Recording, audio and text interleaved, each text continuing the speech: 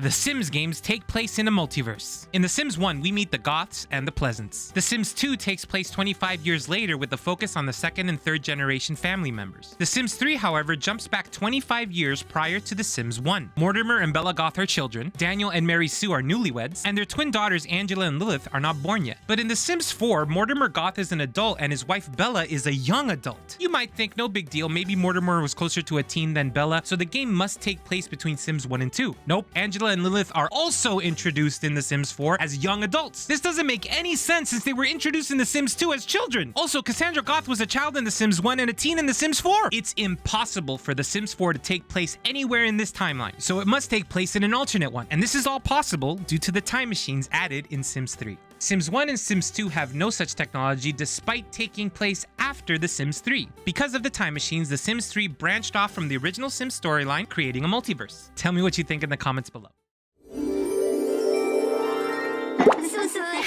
Is there a serial killer hidden in The Sims? In The Sims 2, we're introduced to Olive Spectre, an unassuming elderly woman. When digging through her memories, we learn that in her youth, Olive was left at the altar by Early Demise, who, true to his name, passed shortly after. Olive's bad luck streak continued with every man she married meeting an untimely end. You would assume then that the tombstones in her home are of her late husband or family, but some of them are strangers. Olive's biography states that she will stop at nothing to get what she wants. What could Olive want so badly that she would kill for it? Her memories further reveal that she had relations with none other than the Grim Reaper. In The Sims 3, which takes place 50 years earlier, we're reunited with a younger Olive and her newborn son. In her family description, it states that Olive sought out the Grim Reaper for revenge but fell in love with him instead. He, in turn, left her with something to remember him by: a child.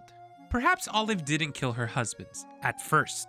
She likely began her murder spree in hopes of reuniting with her lost love as often as she could, or perhaps so her son could be with her dad.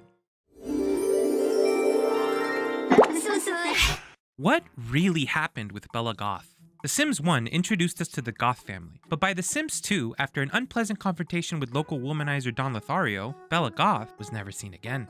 Curiously, we can meet a Bella Goth in Strangetown that has no memories or connections to the Goth family. The PSP version of The Sims 2 also adds that this Bella was kidnapped by and hiding from aliens. In The Sims 3, there's an otherworldly neighborhood called Lunar Lakes that takes place much later in the timeline where we can find the ghost of an elderly Bella Goth. You can sometimes find a note in a time machine that claims Bella became an empress on an alien planet before she returned to Earth. With all this information, we can finally piece together Bella Goth's story. Sometime before The Sims 2, Bella Goth was abducted by aliens, but somehow managed to escape back to Strangetown after being brainwashed. Despite her attempts to evade the aliens, she was ultimately recaptured but managed to become their empress in the most girl boss move ever. She did ultimately return to Earth, however, and time traveled far enough into the future to join the expedition to Lunar Lakes where she would die of old age. What a life, Bella.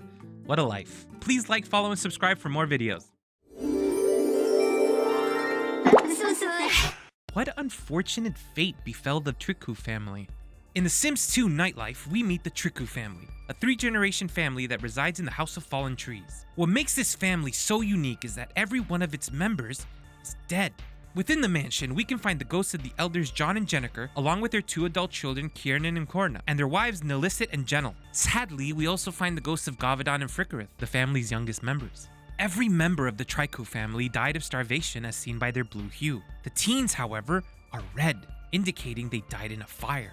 Ghosts in The Sims typically haunt a living person and contain no personality to speak of, so seeing a house of just ghosts is rather unusual. It's possible to resurrect each member of the Triku family, and upon doing so, you discover that they each have unique memories, goals, and personalities. It's almost as if Maxes expected this family to be resurrected. What the heck happened to this family? What story was Maxes trying to tell? It really makes you wonder.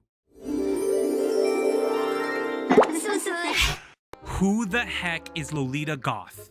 In The Sims 3, we're introduced to Mortimer Goth's parents, Gunther and Cornelia Goth. Exploring the manor gardens reveals the tombstones of Gunther and Cornelia's parents as confirmed by the Goth family tree. However, there is one other tombstone with no clear association to the family: Lolita Goth's. Lolita is not mentioned in any other game before or since. She's nowhere to be found in any branch of the Goth family tree. Her tombstone indicates she died of electrocution. And in The Sims 3, electrocution can only really happen in 2 ways: lightning strikes or repairing an electronic. But the Goth manor has no electronics, except in Gunther's possession. Gunther carries around a laptop, but it would be outlandish to suggest that he killed Lolita, wouldn't it? If Cornelia dies, Lolita may begin flirting with Gunther. This proves Lolita is not related to Gunther by blood, so it brings up so many questions about their relationship. Is Lolita Goth Gunther's ill-fated former wife? Was she killed by Gunther, or did Cornelia orchestrate her downfall to take her place? EA, the fans want to know.